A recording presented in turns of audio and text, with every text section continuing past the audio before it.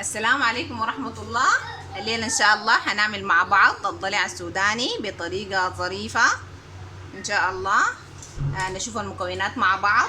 عندي ملح، كزبرة، ورق لورا، حبة قرفة مع هبهان أو هيل، وعندي بصلة متقطعة مربعات، وعندي شريحة صغيرة من الفلفلية، بالإضافة للحمة بتاعتي أو هعملها ضلع يعني. أنا خديت هنا موية في النار، يا دوب خديتها طوالي هنزل فيها اللحمة. بتكون حجمها كبير كده، وفيها يعني لا يعني مفضل انه يكون فيها عظام.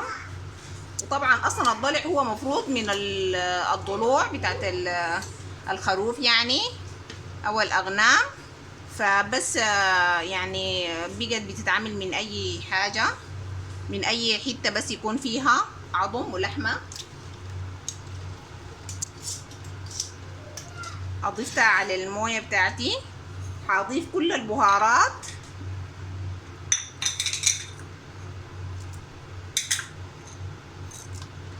وهأكبسها اقل حاجة ساعة لساعة وربع. بعد ذاك ان شاء الله نجي بعد تستوي نكمل باقي الخطوات بتاعتنا.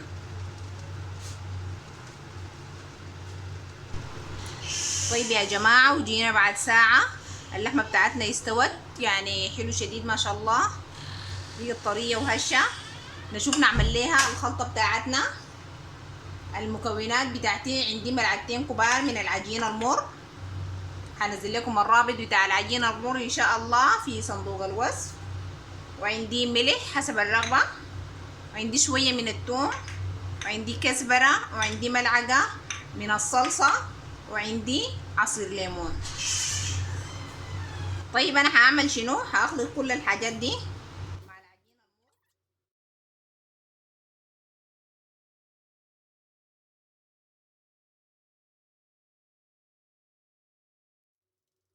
بدل العجين المر ممكن تعملوا زبادي.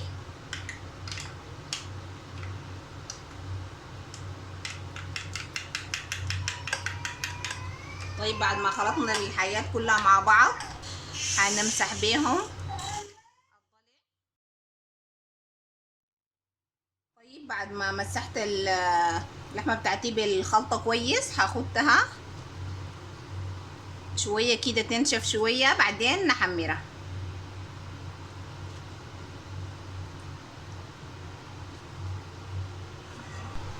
طيب على بال ما الضلع بتاعي تشرب الخلطه، انا هنا جبت الشوربه اللي عملت فيها اللحمه او الضلع، وطلعت منها بس الهبهان والقرفة ورق الغار، خليت البصل زي ما هو، وحنعملها رقيقة.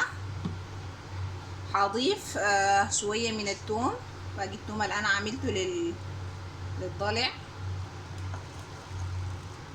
وهضيف الويكة بس.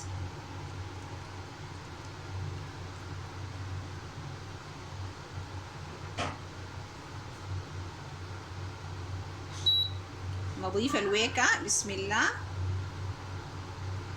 الويكة حسب الرغبة او حسب نوع الويكة ذات اللي عندك.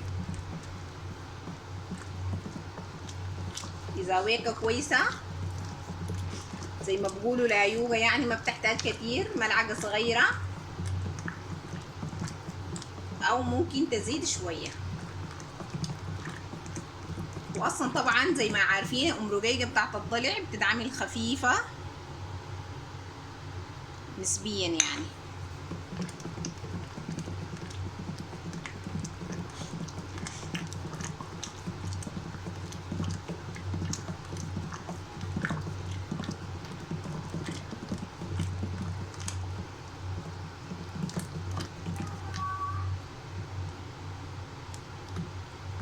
كده خلاص هخليها 10 دقايق تستوي الويكة، ونجي ان شاء الله نحمر الضلع مع بعض.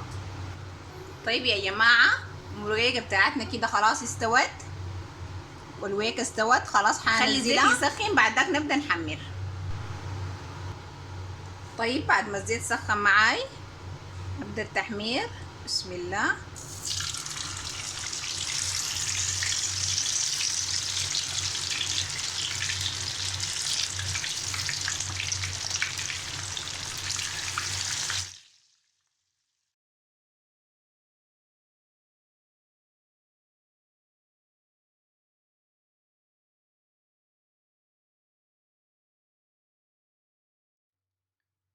كده خلصنا تحمير، لون ذهبي ظريف وجميل. نجي ان شاء الله نشوف الشكل النهائي مع بعض.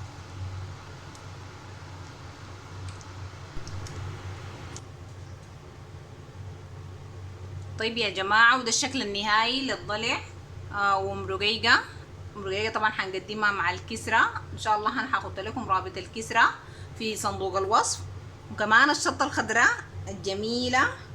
والضلع هنقدمه مع المكرونة، اي نوع مكرونة عندك ممكن تقدميه بيها.